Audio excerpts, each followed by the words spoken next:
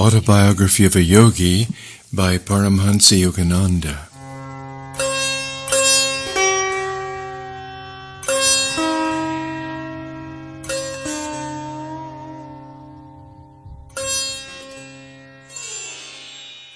Chapter 10.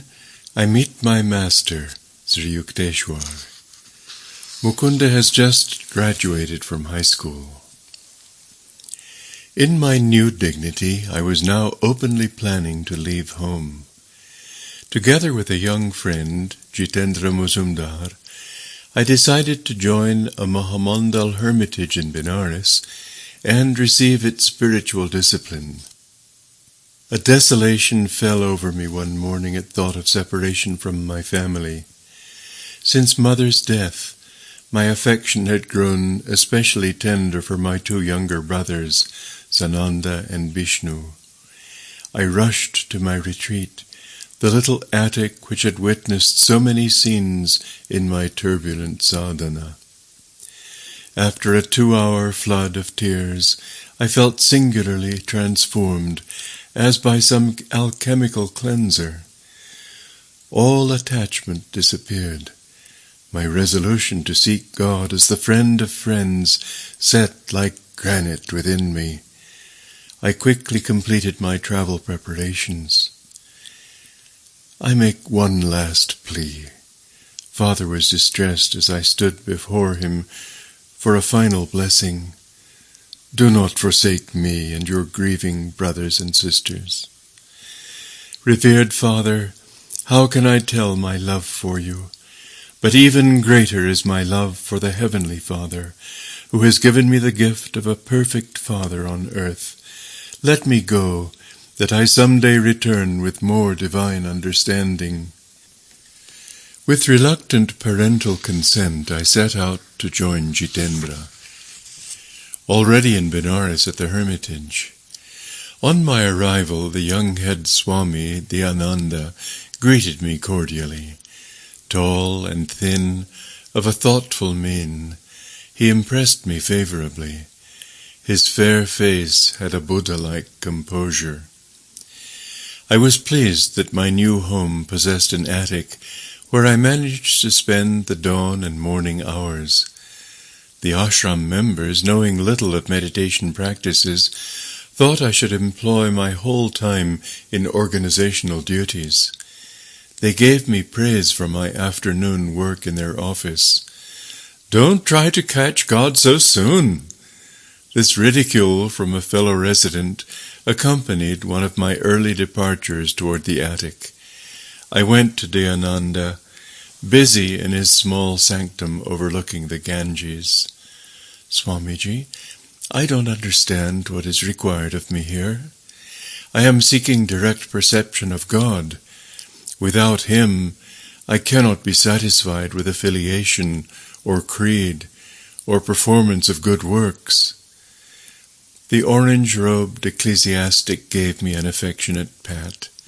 Staging a mock rebuke, he admonished a few nearby disciples, "Don't bother Mukunda, he will learn our ways." I politely concealed my doubt. The students left the room, not overly bent with their chastisement. Dayananda had further words for me. "Mukunda, I see your father is regularly sending you money. Please return it to him. You require none here. A second injunction for your discipline concerns food. Even when you feel hunger, do not mention it." Whether famishment gleamed in my eye, I knew not.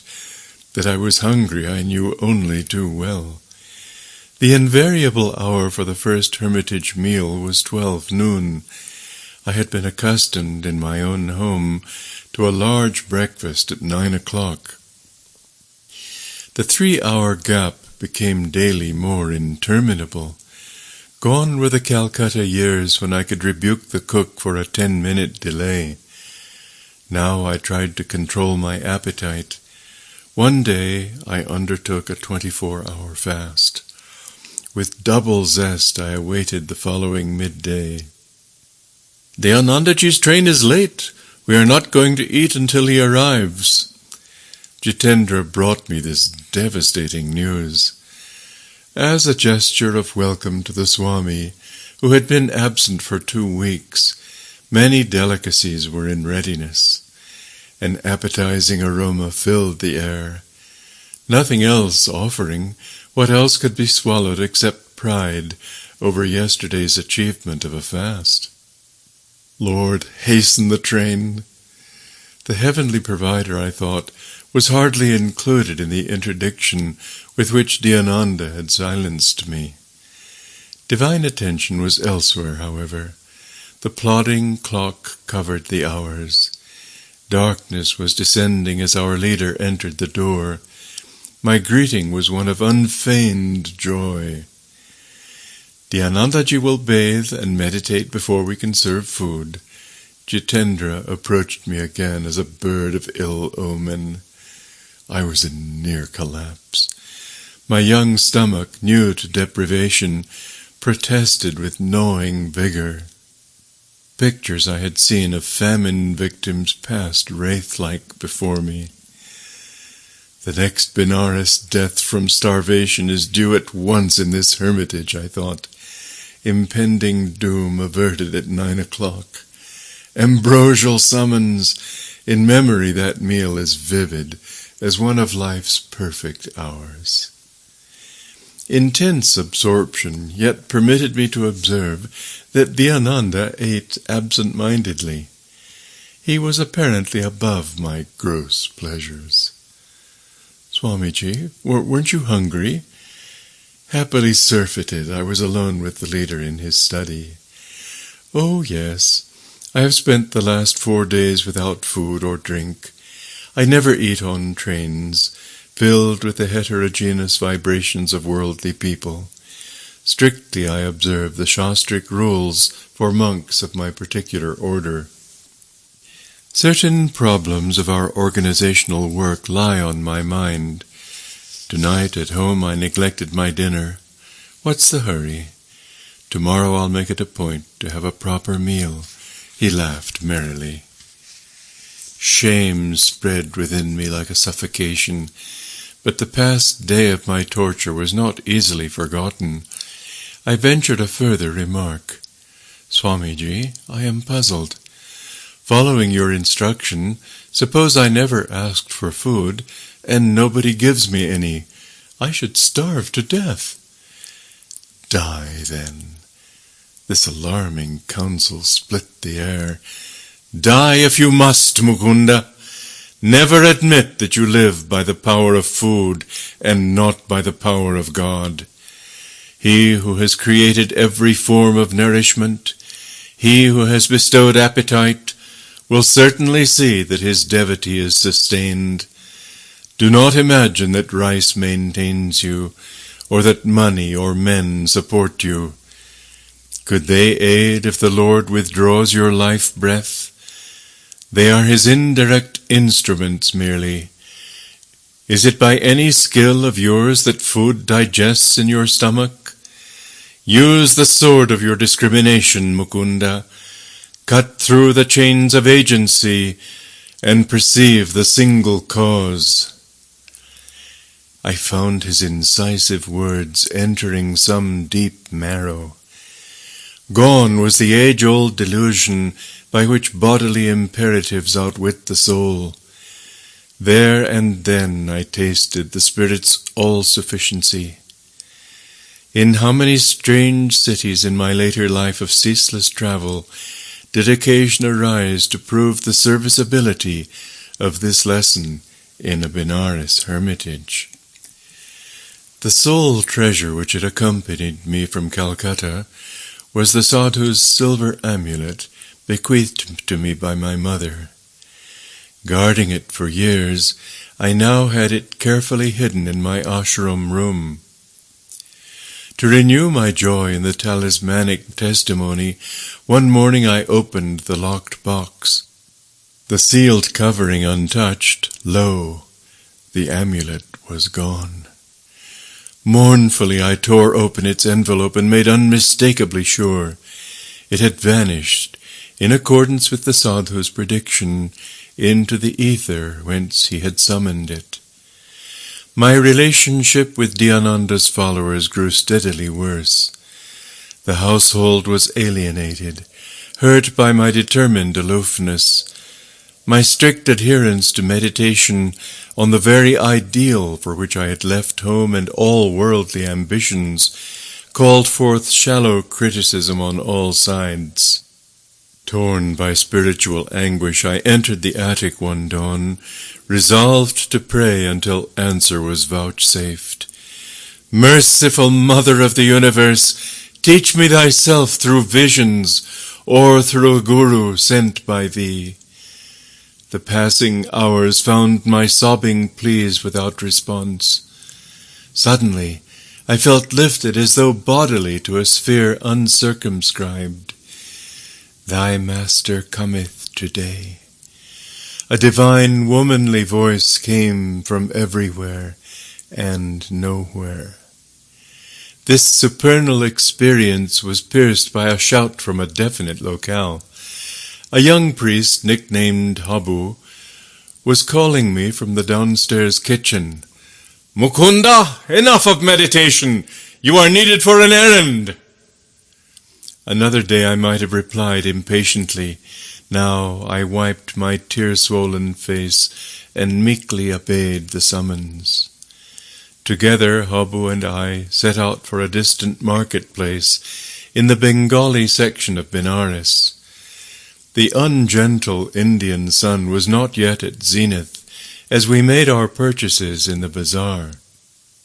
We pushed our way through the colorful medley of housewives, guides, priests, simply clad widows, dignified Brahmins, and the ubiquitous holy bulls.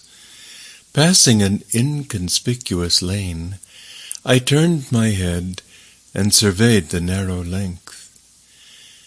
A Christ-like man in the ochre robes of a Swami stood motionless at the end of the road.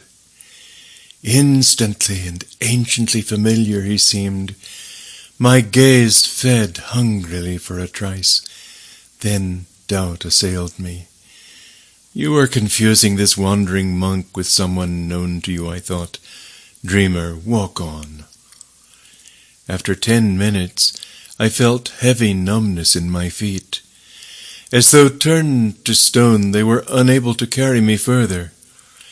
Laboriously I turned around. My feet regained normalcy. I faced the opposite direction. Again the curious weight oppressed me. The saint is magnetically drawing me to him. With this thought, I heaped my parcels into the arms of Habu. He had been observing my erratic footwork with amazement, and now burst into laughter. What ails you? Are you crazy? My tumultuous emotion prevented any retort. I sped silently away. Retracing my steps as though wing-shod, I reached the narrow lane. My quick glance revealed the quiet figure, steadily gazing in my direction. A few eager steps, and I was at his feet. Gurudeva! The divine face was none other than he of my 1,000 visions. Those halcyon eyes and leonine head with pointed beard and flowing locks had oft peered through gloom of my nocturnal reveries, holding a promise I had not fully understood. Oh, my own, you have come to me. My guru uttered the words again and again in Bengali, his voice tremulous with joy. How many years I have waited for you. We entered a oneness of silence. Words seemed the rankest superfluities. Eloquence flowed in soundless chant from heart of master to disciple. With an antenna of irrefragable insight, I sensed that my guru knew God and would lead me to him. The obscuration of this life disappeared in a fragile dawn of prenatal memories. dramatic time, past, present, and future are its cycling scenes. This was not the first sun to find me at these holy feet. My hand in his, my Guru led me to his temporary residence in the Rama Mahal section of the city. His athletic figure moved with firm tread, tall, erect, about 55 at this time. He was active and vigorous as a young man. His dark eyes were large, beautiful, with plumbless wisdom. Slightly curly hair softened a face of striking power. Strength mingled subtly with gentleness. As we made our way to the stone balcony of a house overlooking the Ganges, he said affectionately, "I will give you my hermitages and all I possess. Sir, I come for wisdom and God contact. Those are your treasure troves I am after." The swift Indian twilight had dropped its half-curtain before my master spoke again. His eyes held unfathomable tenderness. "I give you my unconditional love." Precious words. A quarter century elapsed before I had another auricular proof of his love. His lips were strange to ardor. Silence became his oceanic heart. "Will you give me the same unconditional love?" He gazed at me with childlike trust. "I will love you eternally, Gurudeva." Ordinary love is selfish, darkly rooted in desires and satisfactions. Divine love is without condition, without boundary, without change. The flux of the human heart is gone forever at the transfixing touch of pure love. He added humbly, "If ever you find me falling from a state of God realization, please promise to put my head on your lap and help to bring me back to the cosmic beloved we both worship." He rose then in the gathering darkness and guided me to an inner room.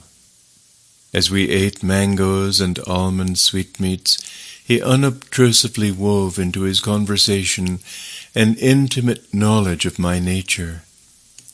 I was awestruck at the grandeur of his wisdom, exquisitely blended with an innate humility. "Do not grieve for your amulet, it has served its purpose." Like a divine mirror, my Guru apparently had caught a reflection of my whole life. "The living reality of your presence, Master, is joy beyond any symbol. It is time for a change, inasmuch as you are unhappily situated at the hermitage." I had made no references to my life. They now seemed superfluous. By his natural, unemphatic manner, I understood that he wished no astonished ejaculations at his clairvoyance. "You should go back to Calcutta. Why exclude relatives from your love for humanity?" His suggestion dismayed me. My family was predicting my return, though I had been unresponsive to many pleas by letter. "Let the young bird fly in the metaphysical skies," Ananta had remarked.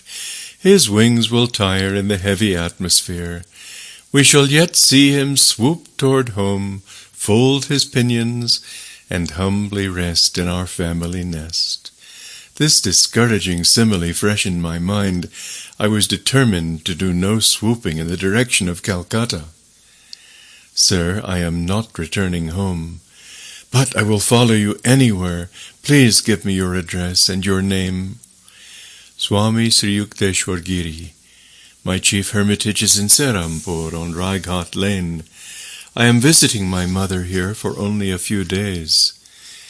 I wondered at God's intricate play with his devotees.